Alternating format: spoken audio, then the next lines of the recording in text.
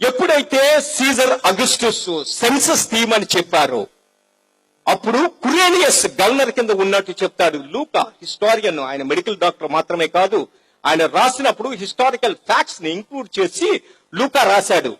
1820లో German archaeologist rasam ఆ కురేనియస్ palace ని సిరియాలో తవ్వుతున్నప్పుడు పైపారస్ bundles దొరికాయండి. ఆ బండిల్స్ చూసి ప్రపంచం షాక్ అయిపోయింది. కారణం ఏంటంటే అది కురేనియస్ కాలంలోన తీయబడిన సెన్సస్ అండి. అంటే యేసు ప్రభువు తల్లి మరియమ్మ గారు యోసేపు ఇద్దరు కూడా నజరేతు నుంచి బెత్లెహేం సెన్సస్ కి రావడానికి కారణం అదే. అందులో 42,33,000 పేర్లు రికార్డ్ అయి ఉన్నాయండి ఆ సెన్సస్ లోన. ఈ రోజు అవి మనం జర్మన్ మ్యూజియం లో మనము చూడొచ్చు.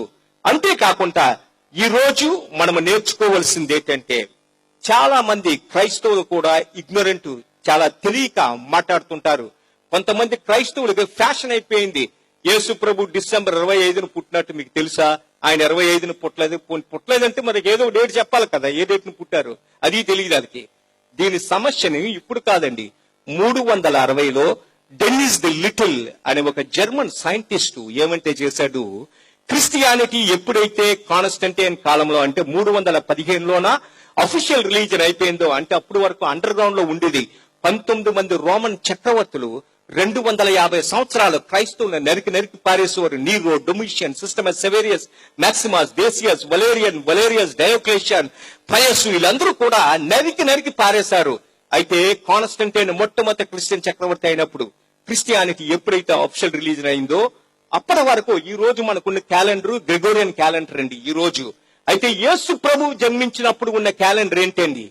ఈ డెనిస్ ది లిటిల్ అనే జర్మన్ సైంటిస్ట్ ఏమంటే చేశాడు, యేసు ప్రభు యెరూషలేము దేవాలయములో 8వ రోజున సున్నతి చేసినప్పుడు ఆయన పేరు ఎంటర్ అయిన రికార్డ్స్ రోమన్ లైబ్రరీస్ నుంచి తీసి ఆయన క్యాలిక్యులేట్ చేసి ఈ డేట్ ని ఫిక్స్ చేసిందండి.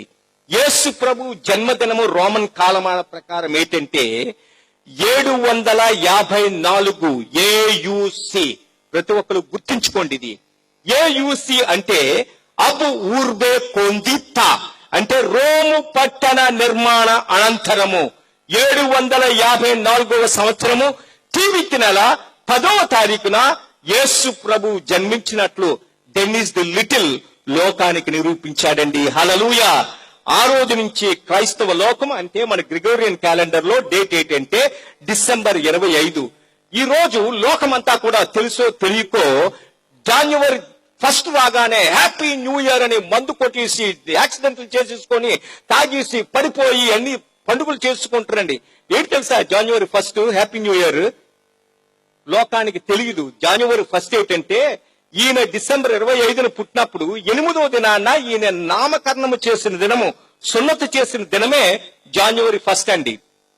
యేసు ప్రభు యొక్క పేరు పెట్టిన దినమే జనవరి 1. ఈ రోజు ఎవరైనా జనవరి 1 అని ఎగిరి గెంతేసి సెలబ్రేట్ చేసుకుంటే దాని అర్థం ఏంటంటే యేసుకి పేరు పెట్టిన దినం యెరూషలేము దేవాలయంలోన.